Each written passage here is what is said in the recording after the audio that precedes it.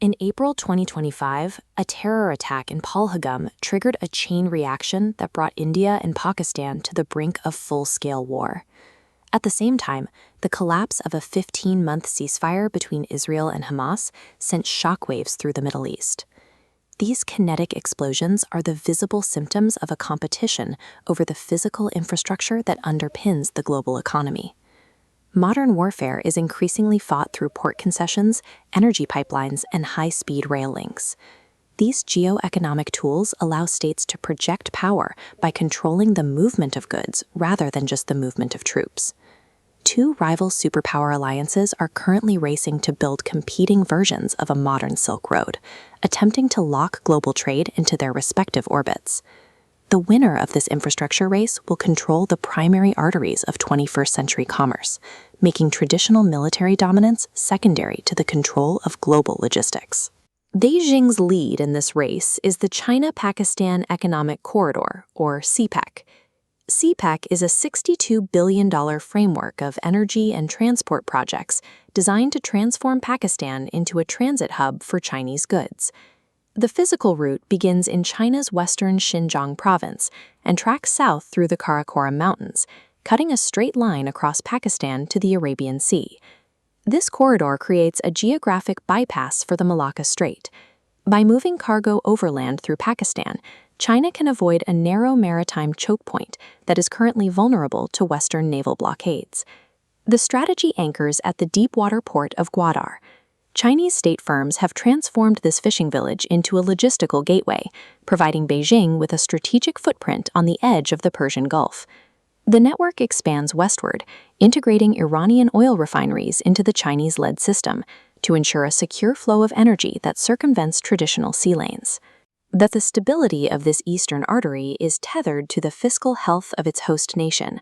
CPEC projects have contributed to a surge in Pakistan's circular debt, a systemic deficit, forcing the country to rely on repeated bailouts from the IMF.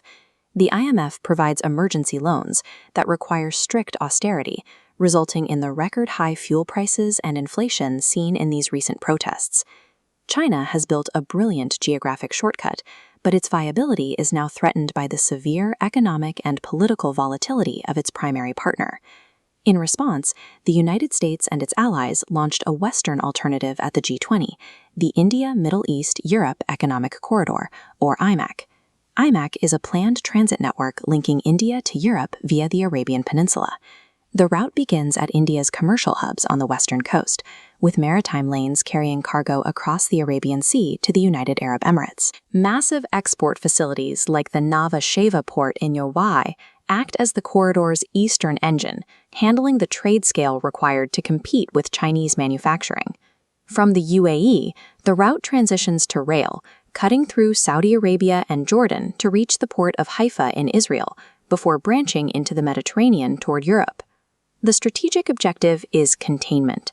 By building an alternative trade route that bypasses Chinese-controlled territory, the US and India are building a logistical wall against Beijing's Belt and Road. This corridor requires the UAE, Saudi Arabia, and Israel to standardize their rail gauges and unify their customs protocols. These logistical requirements create a practical framework that forces economic cooperation between states that have historically been regional rivals. IMAC is an attempt to use a Western-aligned supply chain to redirect the flow of global capital away from Chinese infrastructure. When both networks are viewed together, it becomes clear that the two corridors are converging on the same critical real estate. Thousands of miles of trade infrastructure are competing for dominance over a narrow window of geography in the Arabian Sea and the Persian Gulf. This explains why local conflicts carry such high stakes. The instability in Gaza directly threatens the rail links and port security required for the IMEC route to reach Europe. Similarly, the 2025 border crisis at Wagah and the suspended Indus Waters Treaty threaten the northern foundations of both CPEC and India's export networks. In this environment, strategic alliances are being reevaluated based on which powers can provide the physical security needed to keep these overlapping supply chains operational. States that are excluded from these high-speed logistical networks face rising costs for energy and manufactured goods, making integration into a corridor a matter of national survival. National borders are increasingly functioning as the physical walls of competing economic blocs. Control over a border is no longer just about territory. It is about the power to open or close a global supply chain. Global power is now measured by logistical connectivity. Influence belongs to the nations that own and operate the ports, the undersea cables, and the railways the world relies on to function. As trade friction increases between the US and China, the focus has shifted to which superpower can finalize their infrastructure network first.